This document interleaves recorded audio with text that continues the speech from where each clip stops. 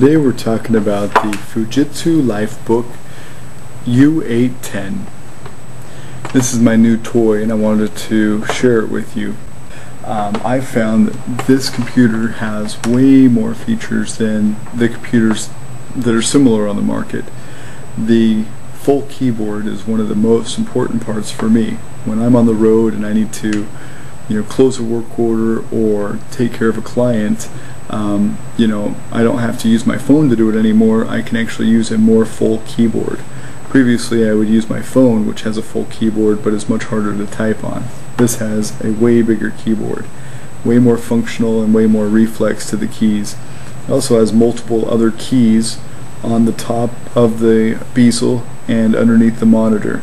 They're customizable keys, and they have a couple of cool little features within them that you can use pre-programmed.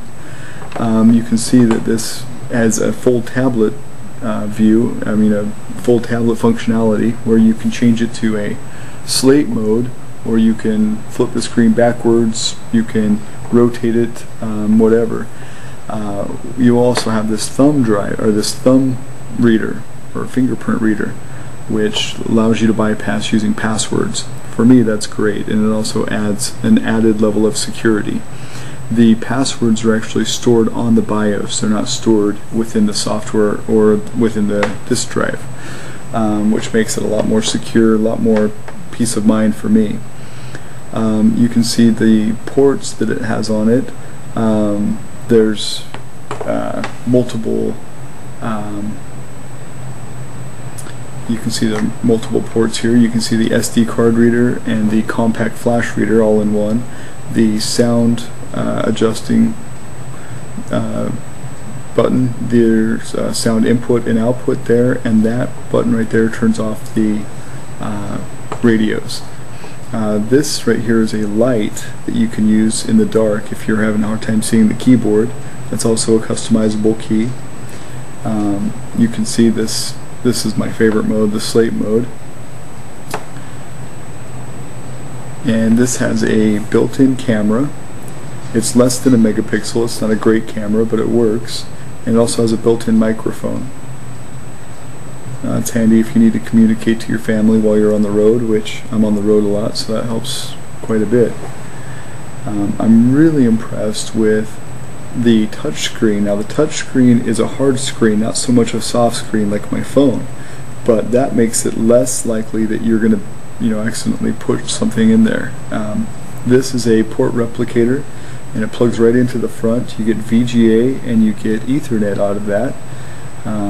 It detaches and it's very secure. If you want to plug that into your 19-inch monitor like I have and get a little bit more perspective there. This is a cool feature right here. If you have a need for internet but you don't have a wireless access point nearby, you can actually use your phone to connect. So you turn my phone is the HTC Apache 6700, and it has a wireless modem feature with my data plan. So I can connect via Bluetooth to my phone and get a broadband connection. So that's important to me while I'm on the road. I always need internet. Beyond that, that's a very brief overview of this new toy, but if you want a more comprehensive overview of this, you can go to www.modwatch.com. It's www.modwatch.com, and I put a more comprehensive review of it there. This computer has a 40 gig hard drive that is a 40 gigabyte shock mounted hard drive, 4200 RPM, compact flash and SD card slots, 5.6 passive touchscreen, 1024 by 600 pixels, has wireless 802.11a, b, and g, and Bluetooth 2.0.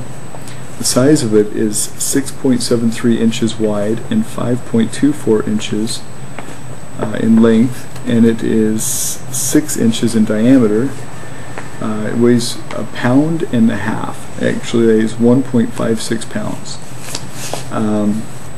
And processor is an 800 megahertz Intel A110 with a Intel 954 GU Express chipset. Has 1 gigabyte of DDR2 SD RAM. There is no DIMM slots for expansion. That runs at 400 megahertz, and it runs Windows Vista Home Premium. There's not a lot more to tell that I know of right now. I've only had it for a day, so go ahead and check out ModWatch. I've listed some resources there.